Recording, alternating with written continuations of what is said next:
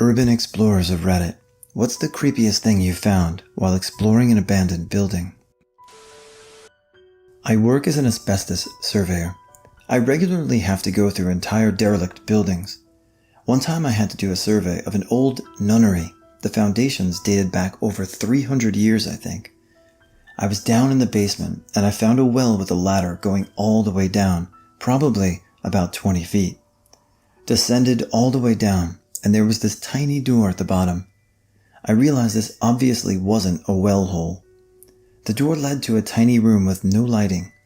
Inside the room, there was a large cross, similar to a crucifix with restraints on it. I can only guess as it was used for some type of religious exorcism type shit. There was scratches on the walls. The building owner had no idea it was there.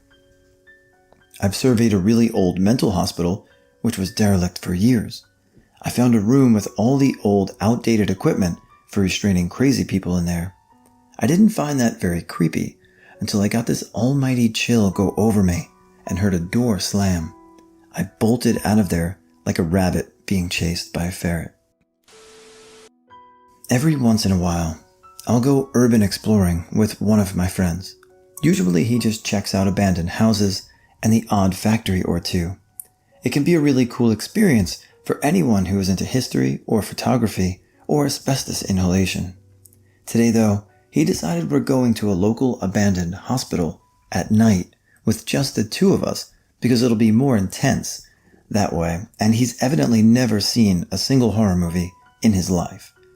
Despite my mild hesitations, we end up getting to this place as it's starting to get dark. We make our way in through a window that someone has torn the boarding off of, and my friend gives his usual yell throughout the building announcing his presence so we don't startle anyone else who might be inside by saying, "We're not the cops, we're just looking around and taking some pictures." By his logic, we're doing a courtesy to anyone else exploring the building who might panic if they heard us coming otherwise. By my logic, we're announcing our presence to every homeless person in the building who might want to steal a camera from two dumb kids. Despite my fears, nothing bad happens. We make it through the building, going through multiple floors and checking out the roof last. We get a ton of cool pictures and take a look at some of the creepy-ass old bathtubs and tables they left in the place. There's some really cool graffiti inside as well, mixed in with your usual shitty tags. The whole building is pitch black, except for the few spots where moonlight shines through, so we literally can only see whatever we happen to be pointing our phones at the time or by using the flash on the camera.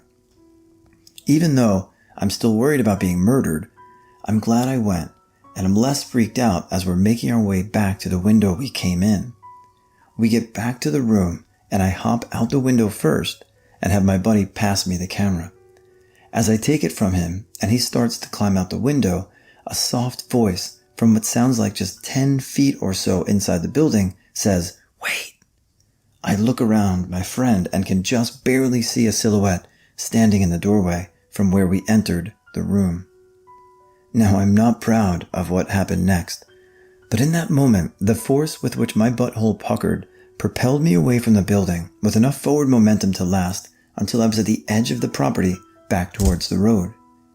My friend followed after me quickly, more so to laugh at me than out of fear. He didn't seem to be too worried about it though. He agreed we definitely weren't going back.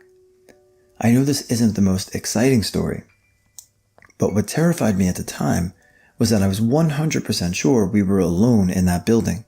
It was dead silent aside from us. The fact that the man, ? Waited until right as we were leaving horrified me, as it made me realize they could have been watching and following us throughout the entire building, just listening to us talk, watching us take pictures, just following us. Needless to say, I don't do too much urban exploring anymore, at least not at night in old, spooky buildings constructed prior to World War I. I'm a policeman. A bunch of us met up to clear a pretty big old factory close to our downtown while looking for 2 or 3 people. I think it was 4 or 5 stories, and basically 2 buildings connected by staircases. The staircase to the second building was basically fucked from the bottom, so we couldn't really get access to those floors at the start. We couldn't find anything in the first building at all, but there were clothes and sleeping bags everywhere. You can cross over to the second building from one of the top floors of the first building, so we did that. Still nothing. But the staircase leading to the other floors of the second building wasn't as fucked from the top, so we started clearing from the top down on the second building. Still couldn't find anyone, but there was a growing sense of inevitability at that point. I think we got to the second floor of the second building, and it was the only one with any kind of attempt at a lock.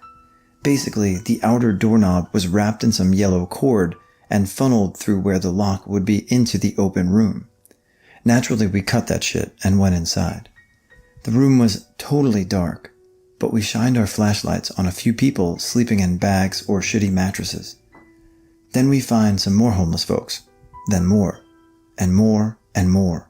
There were homeless people everywhere. Most of the homeless in our city are fairly harmless and keep to themselves, but it was unsettling finding an unofficial shelter for that many people. We checked IDs, and I think one or two had warrants. We didn't find any of the people we were looking for. We didn't really fuck with the rest of them, and most of them just rolled over and went back to sleep once the flashlights were off of them.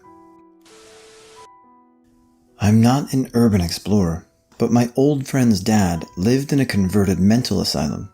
It was huge and really cheap, so I guess that's why he lived there. Only problem was they'd only converted half of it, and the other half had been condoned off and had been left exactly the same as it was when it was shut down. One day, my friend was having a sleepover, and of course we all decided to explore the creepy part of the hospital. Things we found. One baby shoe in the bottom of a woman's locker, toilet filled with what looked like blood stains, a shed that was once used for electroshock therapy, I assume, had a big wooden bench with leather cuffs and ankle restraints, and heaps of plugs all over the walls. Even creepier was it looked like scratch marks had torn through the layers of wallpaper on the walls. Bonus. This family's kitchen was in the old surgery room. The surgery sign was still on the door, and the room had this weird smell that never, ever went away. It was such a nauseating smell, but I can't really explain it. It was like a mix of chemicals and that gross fridge smell that fridges get if you let food/meat go off. I was in an abandoned city in the exclusion zone of Chernobyl. It was springtime and everything was lush green growth. In some places the foliage and overgrowth was so thick it looked like I was in a forest, not a city. But walk a few yards and an abandoned apartment block would loom out of the green. There are many creepy things in the exclusion zone, but that fragrant fresh air and lovely spring growth was one of the creepiest in a way I wasn't expecting. Every sense I possessed was telling me this place was a wonderful place. It was only my instruments that revealed things were wrong.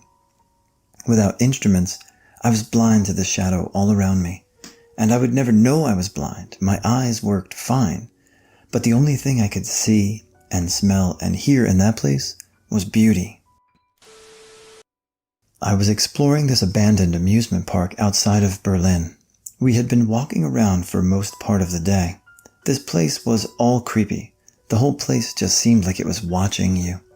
My foot even fell through a board, and my friends had to come pick me up from this hole I was suspended over. We had come to the Ferris wheel around the time the sun was getting low. On the bridge to the Ferris wheel, there was a bear trap, and we saw some smoke and a light in one of the fake houses on the other side of the lagoon. We turned around and started running back to our bikes at that point, and we heard a dog barking behind us, so we had to double time it. Nothing ever happened after that, and we heard some gypsies lived out there when we had gotten back to the city. This isn't so much creepy as it is funny. Myself and my now ex broke into an old halfway house for troubled kids that was abandoned. It was basically a huge mansion out in the sticks. It was kind of locally notorious because the only shooting we had in town for almost a decade was when a kid who lived there shot a gas station cashier while robbing the place. Everything was pretty normal. The place was fucking massive inside, especially without furniture. We got to the upstairs where the bedrooms were, and one of them, a huge version of Sonic, was painted in green on the wall. He had green pot leaves where his hair should have been, and it said, Chronic the hemp dog. I have a picture of it on my old phone, but someone put some serious time into that, and we cracked the fuck up when we saw it. Another one was a place that was straight up hoarder status, like someone packed up completely to move out and just left all the stuff there. The basement was the worst. Shelves with hundreds of fruit canning jars so old that the fruit inside had liquefied and it smelled so fucking disgusting. About 8 years ago or so, my friends and I broke into, not really broke, as the doors were knocked down, an abandoned Salvation Army building in Youngstown. It was squatted in, no pun intended, for the upcoming information, by many homeless individuals, but didn't seem to be the regular haunt, just an extra place to camp in the cold. There was a lot of shit everywhere, except the toilet, which was filled with paper for some reason. Old board games, torn books, sleeping spots, clothes, mostly things you'd find in areas that are camped in by homeless people. As we were walking down the stairs from the 3rd floor, there was a man walking up the stairs, talking on a cell phone. We stopped. He stopped. We ducked into the 2nd floor hall. He ducked into the 1st floor hall, and we didn't see him again. Creepiest, though, would have been the plastic head/cloth body baby doll naked on a chair with flake flower petals around it and a paper hat and a sign that said Eliza in front of it/her. We noped out of that room pretty quick once we saw what looked like bloodstains on the floor around the chair. We once sneaked into this weird building out east on Long Island, New York.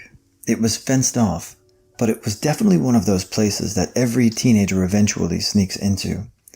It was in large complex of several buildings, some of which might have still been in some use, but this was so long ago I don't remember a lot of the place. I was definitely high as fuck.